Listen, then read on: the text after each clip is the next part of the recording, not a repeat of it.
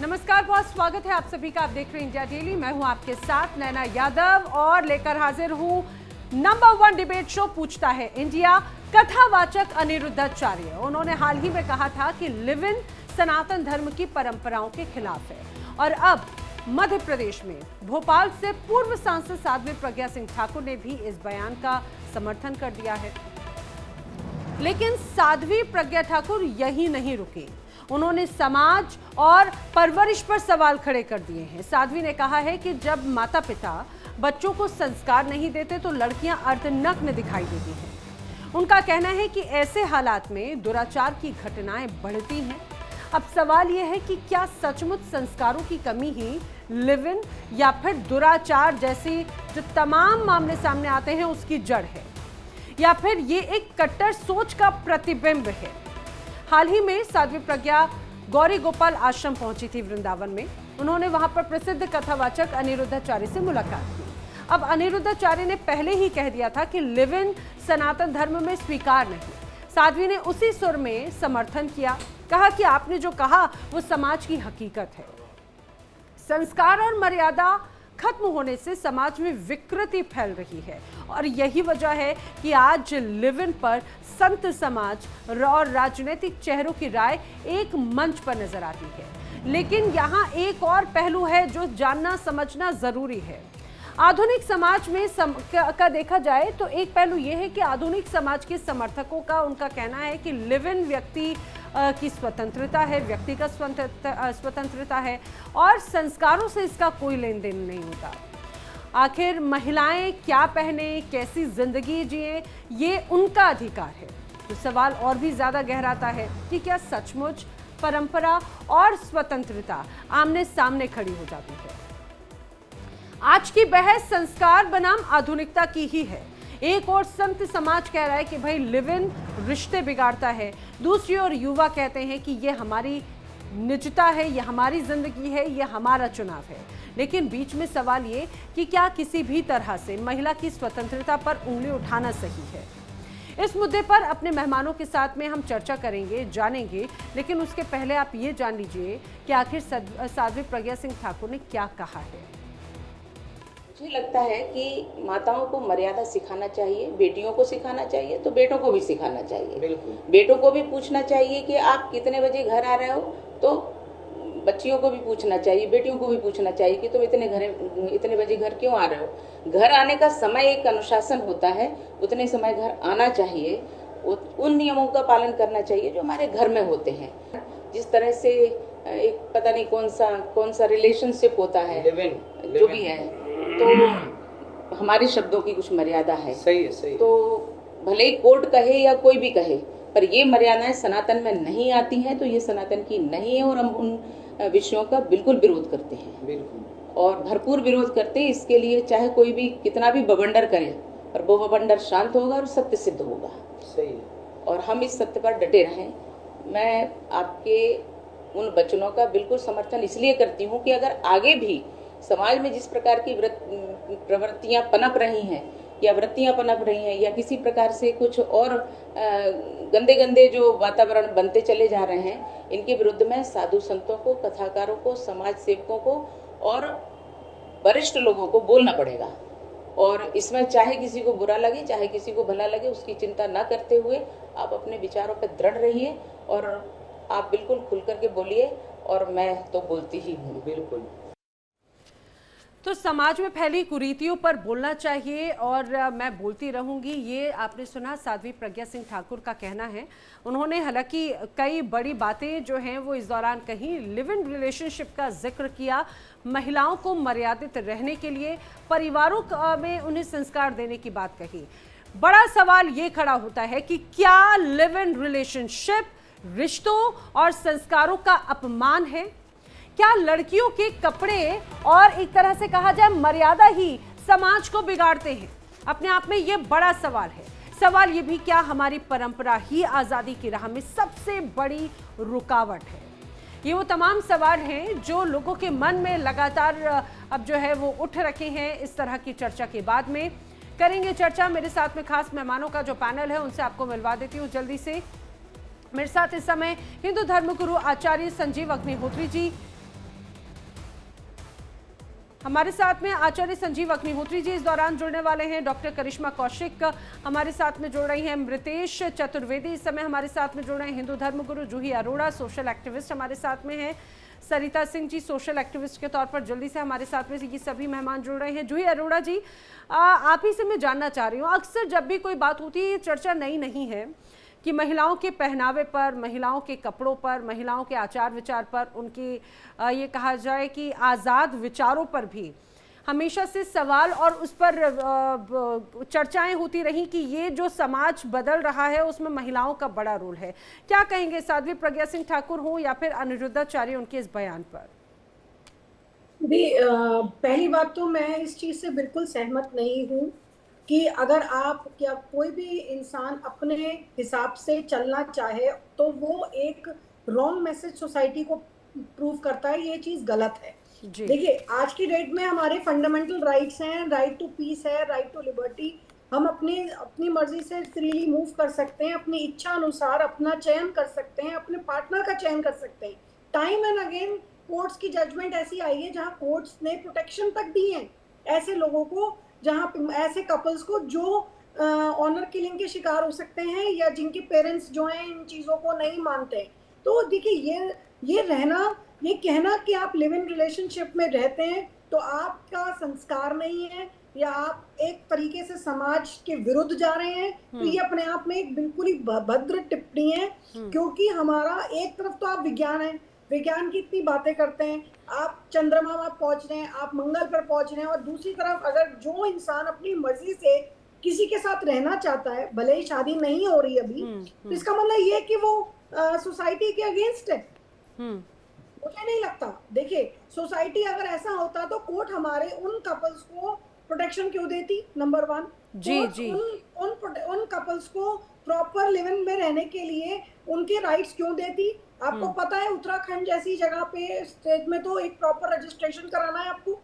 आप रजिस्ट्रेशन करा के लिव इन रिलेशनशिप में रह सकते हैं, आपको पूरे राइट्स दिए जाते हैं। औरत जो है गुजारा भत्ता मांग सकती है लिव इन में रहने के बावजूद अपने लिव इन पार्टनर से। तो जब राइट्स दे रही है और अगर कोर्ट इस चीज को गाइडलाइन सेट करके राइट्स दे रही है, तो इसमें भद्र क्या और अभद्र क्या?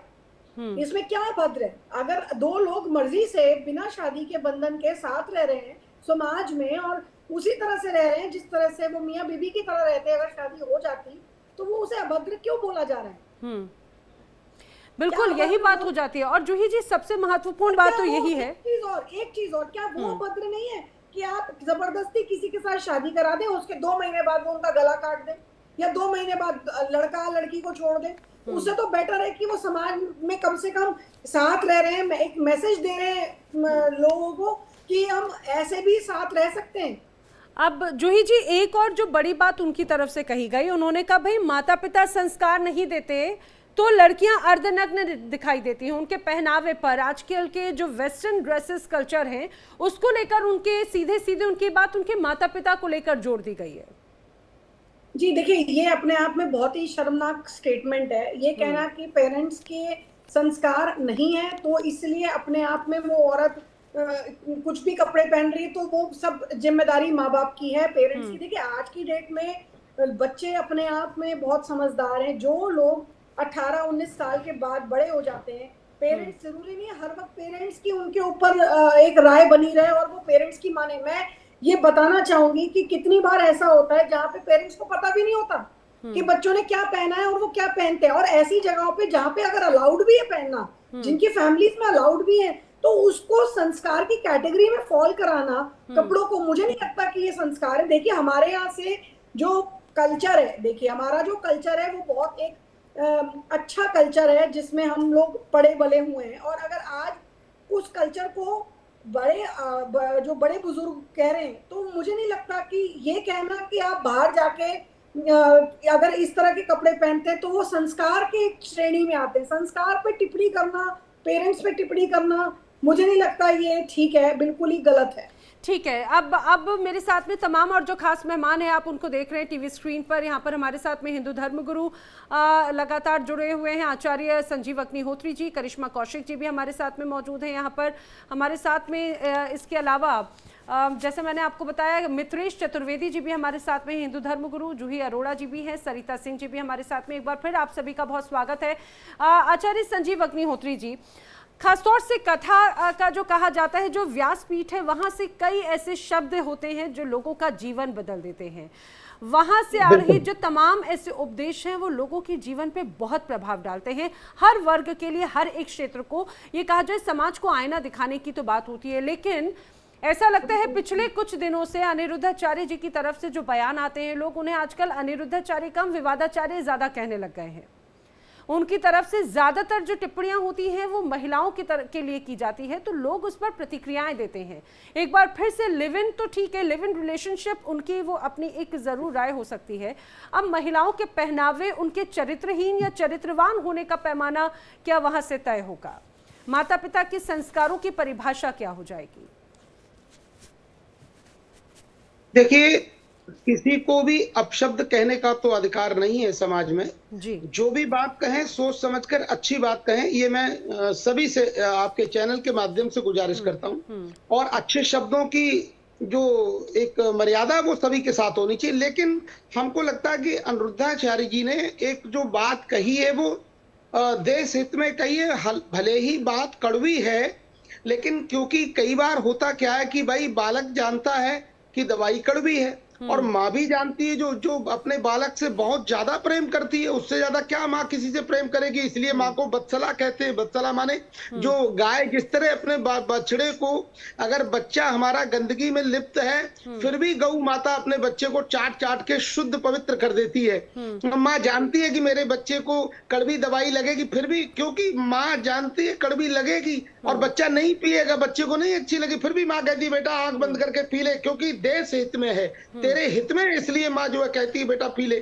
तो ऐसे ही अनिरुद्धाचार्य जी ने या फिर प्रेमानंद जी ने जो भी बात कही है ये देश हित में गई। आज आप देखिए बहन जी, कितना देश में क्या लेकिन संजीव जी, दरअसल बात चर्चा बहस इस वजह से ज्यादा हो जाती है कि जो भी उपदेश होते हैं वो महिलाओं के लिए ही क्यों नजर आते हैं। नहीं, उन्होंने दोनों के लिए कहा। उन्होंने ये कहा अगर पुरुष वर्ग में कोई व्यक्ति गलत आचरण करता है तो वो व्यक्ति जो है ठीक नहीं है, वो भी गलत है, सभी को सुधारने की जरूरत है। एक व्यक्ति के सुधरने से नहीं सुधरेगा, हमारी माताएं बहनों को भी सुधरना चाहिए। हम भाई बहन जो हमारे बंधु वर्ग है उनको भी सुधरने की जरूरत है। उनको सभी को एक साथ आकर के देश में अगर काम करेंगे तो बहुत अच्छा काम होगा।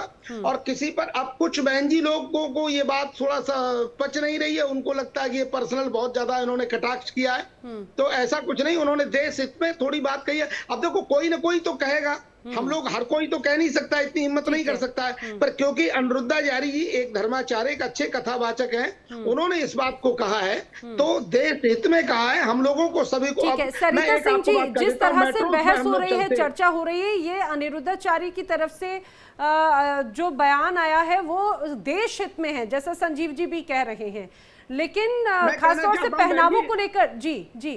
जी संजीव, मैं मेट्रोज में चल रहा हूँ, मेट्रो में देखता हूँ कई बार इस तरह का दुराचरण हो रहा है बहन जी लोगों की तरफ से कि कई बार हम लोग तो क्योंकि हमेशा माला जपते हैं, कई बार आंखें बंद करके बैठना पड़ता है। या अभी आपने कुछ दिन पहले देखा, कोई हरियाणा की बहन जी थी, उन्होंने किसी लड़के लड़की को डांटा कि आप ये सब क्या कर रहे हो, क्या ये अभद्रता ठीक लगती है? अब आप तो यही कहोगे नहीं ये तो सब कुछ ठीक है, चौराहे पे भी कर सकते हो, कहीं भी आप इस तरह की बातें कर सकते हो, जिस तरह का हम तो बोल भी नहीं सकते चैनल से, मुझे बुरा लगता है। लेकिन इस तरह की अभद्रता जो देश में चल रही है, कहीं ना कहीं माता पिता के संस्कार में कमी है, वो सिखा के नहीं भेजते हैं। वरना जो लड़कियां जिस तरह का गलत आज बिहेव कर रही है देश में, बसों में, मेट्रो में या सड़कों पे आम या पार्कों में, क्या ये बिल्कुल देश हित में है? क्या उनके हित में है?